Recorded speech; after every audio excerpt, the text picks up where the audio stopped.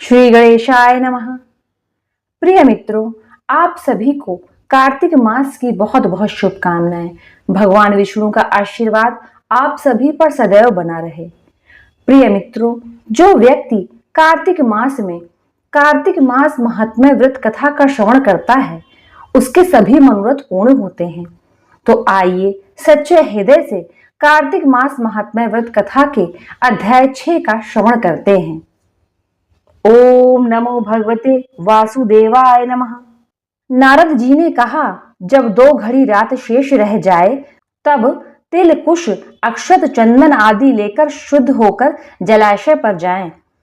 नहर की अपेक्षा नदी में स्नान करने से 10 गुना फल मिलता है और नदी की अपेक्षा संगम पर स्नान करने से 10 गुना फल मिलता है और तीर्थ पर स्नान करने से इन सबसे दूना फल होता है।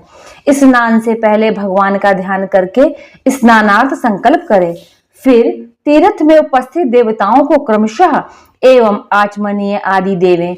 अर्घ्य मंत्र यह है, हे कमलनाथ आपको नमस्कार है, हे जलशायी भगवान आपको नमस्कार है, हे ऋषिकेश आपको प्रणाम है। मेरे दिए हुए अर्घ्य को आप ग्रहण करें।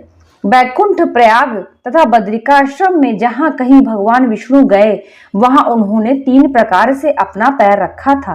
वहां पर ऋषि वेद यज्ञों के सहित समस्त देवता मेरी रक्षा करते रहे।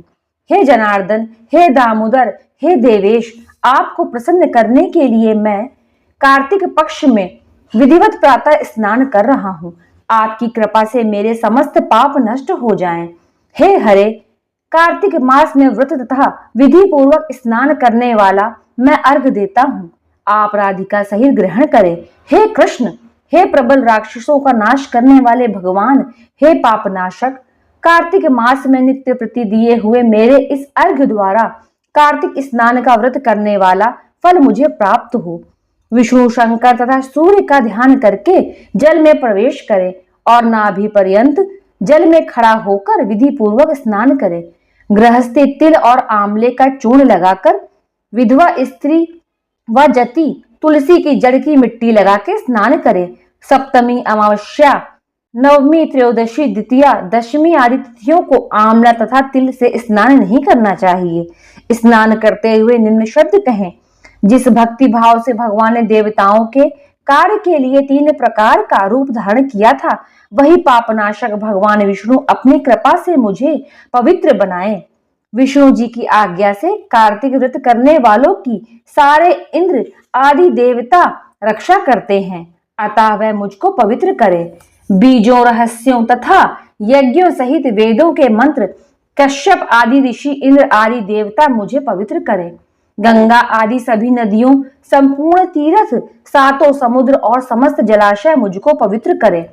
अदिति आदि सभी नारियों, यज्ञ सिद्ध सर्प, सब औषधियों, तीनों लोकों के पर्वत मुझे पवित्र करें। इन शब्दों को कहकर स्नान करने के पश्चात व्रती हाथ में पवित्री धारण करके देवता, ऋषि, मनुष्य तथा पितरों का विधिवत तर्पण करते समय जितने भी तिल तर्पण में रहते हैं, उनसे वर्ष पर्यंत व्रती के पितृगण स्वर्ग में वास करते हैं। तत्पश्चात व्रत करने वाला जल से निकलकर शुद्ध वस्त्र पहने और प्रातः काल के सब कृत्यों से निवृत्त होकर पुनः भगवान विष्णु का पूजन करे। समस्त तीर्थों के सारे देवताओं का स्मरण करके भक्ति पूर्वक सावधान होकर चंदन, फूल और फलों सहित भगवान विष्णु को फिर अर्घ्य देवे। अर्घ्य मंत्र का अर्थ यह है, पवित्र कार्तिक मास में मैंने स्नान किया है। हे विष्णु जी, राधा के साथ आप मेरे दिए अर्घ्य को ग्रहण करें। पश्चात चंदन, फूल और तांबूल अर्थात पान आदि से वेद पाठी ब्राह्मणों का श्रद्धा पूर्वक पूजन करें और बार बार साष्टांग प्रणाम करें। ब्राह्मणों के दाएं पैर में तीर्थ रहते हैं, मुख में वेद और सारे अंगों में देवता निवास करते हैं। अपने कल्याण की कामना रखने वाले लोग न इनका अपमान करें और न इनके साथ विरोध करें। फिर एकाग्रचित्त से भगवान विष्णु की प्यारी तुलसी का पूजन करें, उनकी परिक्रमा करें तथा उनको प्रणाम करें। हे देवी, हे तुलसी, देवताओं ने ही प्राचीन काल से तुम्हारा निर्माण किया है और ऋषियों ने तुम्हारा पूजन किया है। हे विष्णु की प्यारी तुलसी, आपको प्रणाम है। आप मेरे सब पापों का नाश करो। इस प्रकार भक्ति पूर्वक जो लोग कार्तिक व्रत का अनुष्ठान करते हैं वे संसार में सुखों को भोगते हुए अंत में मुक्ति को प्राप्त करते हैं। सारे रोगों का नाश करने वाला, पापों को नष्ट करने वाला, मनुष्य को श्रेष्ठ बुद्धि देने वाला, धन आदि का साधन, मुक्ति और कोई उत्तम व्रत संसार में नहीं है।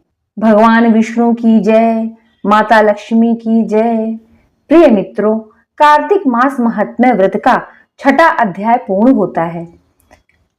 प्रिय मित्रों, इसी प्रकार की अन्य कथाओं का श्रवण करने के लिए चैनल को लाइक करें, सब्सक्राइब करें। धन्यवाद।